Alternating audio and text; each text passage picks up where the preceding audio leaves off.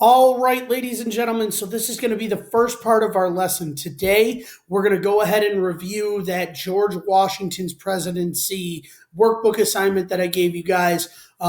So I want to start out and take a look at and just, kind of mention, as it says in the first couple of sentences here, that George Washington was elected president in January of 1789.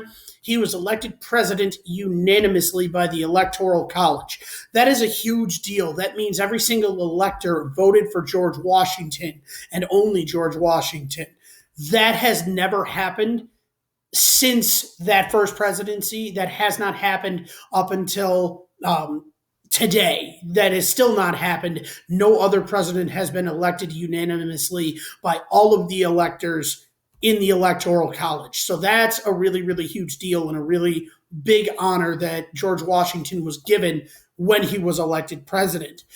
So George Washington was elected president in 1789, and he was the first person to serve as president of the United States. He was going to be the one setting a precedent or setting up how the job would work and what was expected of the president for every other president after him. This was the first time that the job of president had been carried out by anyone. So George Washington is the first person to serve in this job. He is the one that is going to set the tone for how this job is going to work and what people will be expected to do in this job. So he's the first one that is going to do this. He is going to set the precedent for every other president that is coming after him. Much like him, Martha Washington is going to set the precedent for every first lady after her. Every first lady is going to be expected to follow kind of her example from there on out. Every other first lady is going to have to do and kind of do what Martha Washington and kind of fill the role that Martha Washington had really set out. So these are the first two people that have served in these positions, and they are going to kind of set what is expected of everyone else that serves in that position. And that's kind of a big deal and why George Washington and Martha Washington, among other reasons, are so significant. So that is the first big part of this packet, the first big thing that I wanted you guys to know. Now, because of that, Martha Washington is really expected and kind of not so much expected, but represents what women can do in society starting in 1789, which leads us to kind of our first question. Why did some women support a larger national role for women?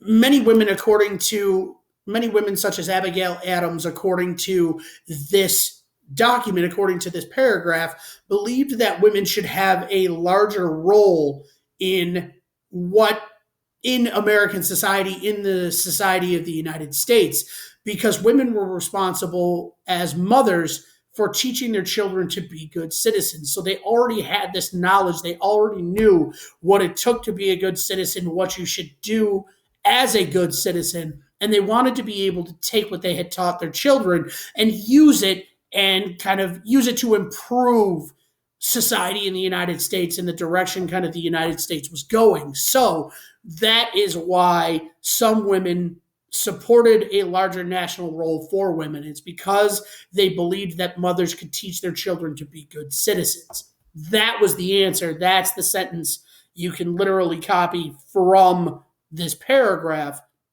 And the reason that translates into women having a larger role is because they wanted to be able to then take what they taught their children out into the world to make the United States better. So that was kind of the big reason that some women believed that women should have a larger role in the United States. Now, when the government was created, when the founding fathers created the Constitution, they created two branches out of thin air. They created the executive branch and they created the judicial branch. So they created those two branches, and now it was up to Congress and it was up to the president and the Supreme Court to really kind of build in support for those two branches. That's a better way to put it. So For the executive branch, Congress created different departments. They formed departments in the executive branch to oversee various areas of national policy. And each of these departments were headed by a different person. And that is what is known today as the cabinet. Now, the cabinet is a bunch of advisors and different advisors that oversee different areas of national policy, as it says in this paragraph and in this summary that I gave you guys. So the job of each of the heads of these departments, and each of these departments, the heads of them served in the cabinet. They were the heads of the department, and they were their job, and the idea and what they were supposed to do was advise the president. So what did cabinet members provide for the president? They advised him. They advised him on those different policy areas. For example, as we can see in this slide, Alexander Hamilton was the Secretary of the Treasury. His job was to manage the economy of the United States, to manage trade, to manage money going in and money coming out, to manage payments to countries and manage payments from other countries. His job was to manage the economy. That was what his role was as the Secretary of the Treasury. He was trying to make the economy stable, the economy of the United States stable. That was what he was trying to do. That was his job. So whenever George Washington had to make a decision about trade or a decision about the economy, he would ask Alexander Hamilton. Now, that's not to say he wouldn't ask any of his other advisors, but when it comes to making decisions about trade and about the economy, Hamilton is going to be a voice that has a lot of strength and a lot of backing behind it when he offers his opinion to Washington and when Washington is considering all of the advice of his different advisors. So Hamilton is the Secretary of the Treasury. He's the head of the Treasury Department. Thomas Jefferson is the Secretary of State. He's the head of the State Department. His job is to make sure that the relationship between the United States and other countries is good, that it is one that is positive, one that is peaceful, one where warfare and conflict does not come up. That's Thomas Jefferson's job. So anytime Washington is considering going to war, or anytime Washington is worried about a relationship that the United States has with another country, he is going to lean on Thomas Jefferson, mostly being the Secretary of State. Since Jefferson is the Secretary of State, Jefferson is going to be the one whose opinion Washington relies on most. When it comes to military strategy and stuff like that, Washington is going to rely on Henry Knox. So the Secretary of War, their job is to really make sure that the military has everything that they need in terms of weapons, uniforms, personnel, stuff like that. And they are also in charge of helping to create the strategy for that war. We're going to see it a lot in the Civil War, but really kind of that job is created just to kind of take and help and support the president in making military decisions and making strategy decisions. That's the idea behind the Secretary of War. And last but not least, Samuel Osgood, the Postmaster General, his job was to really figure out how to get messages from one end of the country to another. He helped to establish the post office and stuff like that. So that was the job of Samuel Osgood. The point is that these different advisors and these different cabinet members were there to really give advice to George Washington and really help him to make accurate decisions and make better decisions. So that was the point of the cabinet. The cabinet was there to advise the president. Okay? So that was how Congress and the legislative branch and the government really supported the executive branch. The way that the government turned around and supported the judicial branch, the other new branch, was the Judiciary Act of 1789. And what they did is they created a federal court system. They created different federal courts that were at different levels, some more powerful than others, some higher than others, some that kind of managed larger districts and stuff like that, so that assisted the Supreme Court and kind of took the responsibility of hearing every case that the federal government had. That was not only the job of the Supreme Court, because the Constitution only created the Supreme Court. It didn't create other courts to really help lighten the load of the Supreme Court. So the Judiciary Act of 1789 was created to do that. It was put in place to create this court system so that the Supreme Court didn't have to do all the work itself. So that's why they created the Judiciary Act of 1789, was to create this federal court system. And the question going along with that, what limited the president's ability to nominate federal judges? The Senate. The Senate held the power to approve or reject the candidates that the president might have put forward. It says the president nominates candidates for federal judgeships to be appointed to the job of judge of a federal court. But the Senate really had all of the power, really had the power in this case to approve or reject any candidate that the president put forward.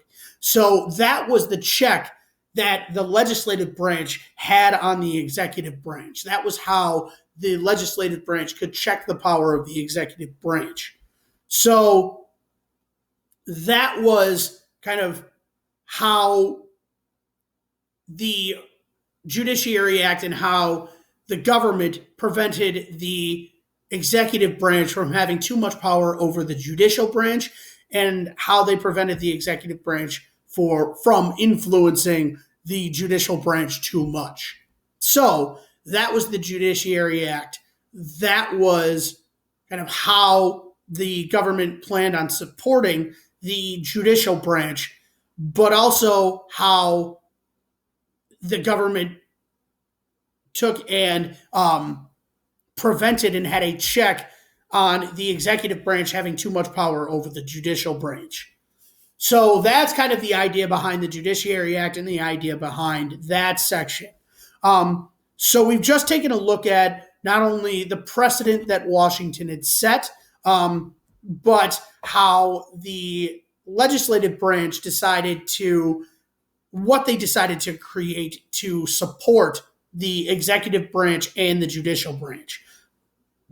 Excuse me, guys. Sorry. So now I want to take a look at who America was and who Americans were in this society, and who kind of Washington was really presiding over as president. Most people were farmers, and most people in the United States wanted their government to protect them and to keep the economy strong. So that's really kind of what Washington tried to focus on throughout his presidency.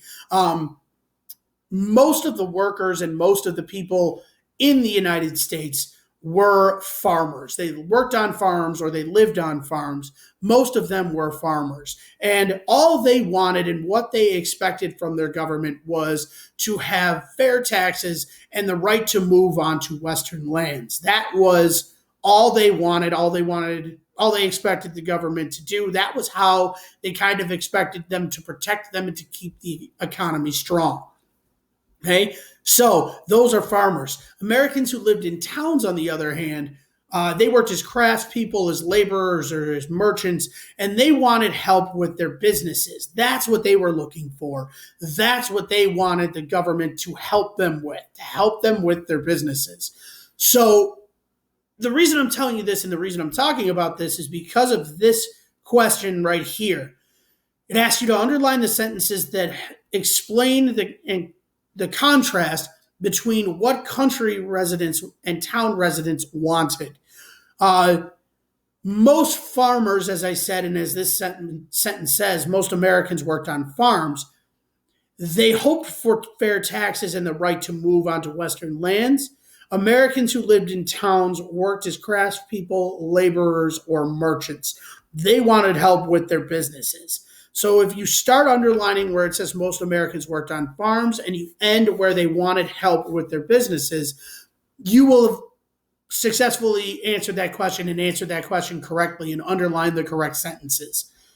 So those are the Americans that Washington was governing and whose job it was to protect them and who he was kind of trying to keep the economy strong for. So that takes care of who those people were. Now, to break it down a little bit as far as towns and cities and who lived in those towns and cities, it was mainly they were mainly craftspeople, laborers, or merchants, and it was kind of broken down. Those are broken down into two categories. You're either a merchant, somebody who is in charge of selling something or trading something, or you're a manufacturer, somebody that produces something. And when it comes to this question right here, what were the expectations of merchants and manufacturers? Merchants wanted simpler trade laws, so it was easier to trade the goods they were trading to make money. And manufacturers wanted laws to shield them from overseas competitors. They didn't want manufacturers from England selling those goods or selling their goods to the United States for a cheaper price and kind of undercutting their business. And because they were charging a cheaper price, they were able to sell more, and that hurt the manufacturer's business. They didn't want that to happen. The United States manufacturers didn't want that to happen. They wanted laws to shield them from overseas competitors. So that's what manufacturers wanted, while merchants wanted simpler trade laws. So that is how that question was answered, and that was the answer to that question, these two sentences right here. So we've seen in this that George Washington and Martha Washington are the first president and first lady of the United States. Everything that they do is going to set a precedent or kind of establish the tradition of what the president and the first lady are expected to do.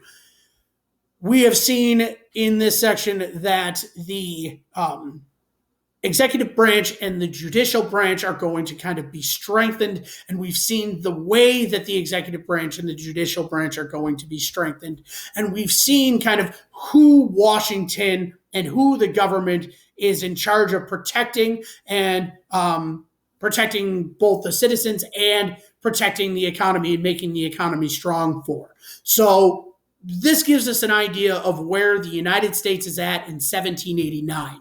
This gives us an idea of where America is at when Washington begins to serve as president and is elected president. So that takes care of those questions there. We didn't have to do the challenge activity. What we did have to do, lastly, is just take and go over these four questions right here. All I wanted you to do, guys, is just answer the question by putting in the correct answer from the word bank on the line.